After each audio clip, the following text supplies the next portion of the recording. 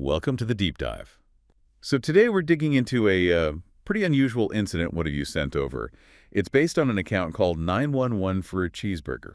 Right, and this story, it comes out of Ohio.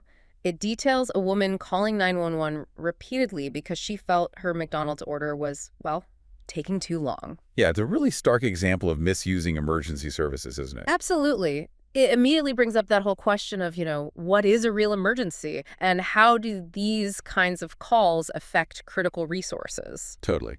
I mean, look, I think most of us can probably relate to feeling impatient when you're really hungry, maybe a bit hangry. Oh, for sure. Hangry is definitely a thing. But this situation just takes it somewhere else entirely. This woman apparently felt she needed to call 911 not just once. No, the report says 3 times. 3 times. Because her cheeseburger wasn't ready fast enough. That's, wow. And what's really striking is the disconnect, right, between a delayed order at a fast food place and what 911 is actually for. She apparently told the dispatchers it was an urgent situation. That's the phrase used. And she demanded the police come down. Demanded police intervention over a food order. Yeah. It really makes you wonder about kind of the general understanding out there of when you should actually dial 911. And the police actually showed up. What happened when they got there? They did. They arrived at the McDonald's and basically found the woman quite upset about the delay. She was claiming the staff were ignoring her. Right, so she felt ignored and the solution was 911. Seems like it. But this kind of thing, it really underscores how limited these emergency resources are. Every minute an officer spends on something like this. The minute they aren't available for a genuine crisis. Yeah, precisely. Boy. A car accident, a break-in, a medical emergency, So what was the outcome for her? Did she just get told off? No. It went further than that. She was actually arrested. Arrested? Yep. Arrested and charged with misuse of emergency services. And the police report apparently confirmed her order was being made. It wasn't like some crazy excessive delay. Okay, so a charge of misuse. That's serious. It is. And the story definitely caught fire online. People had reactions. Things like... Oh, I bet. Like what? Things like, she got fast food and a fast arrest. Or another one was, when you're too hangry for logic.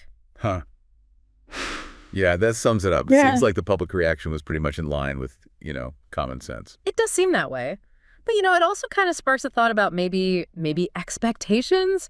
Are lines blurring between customer service complaints and actual emergencies in some people's minds? That's an interesting point. Like, where's the boundary? Exactly. Maybe we need more discussion about what really warrants calling for emergency responders. Well, the official police response seemed pretty straightforward on that. Very.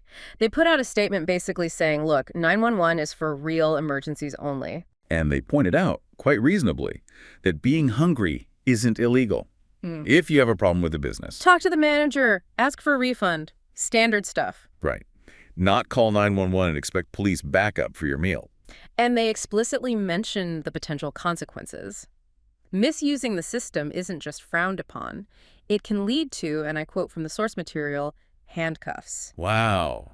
Handcuffs. Yeah, because it ties up those dispatchers, the phone lines, the officers themselves.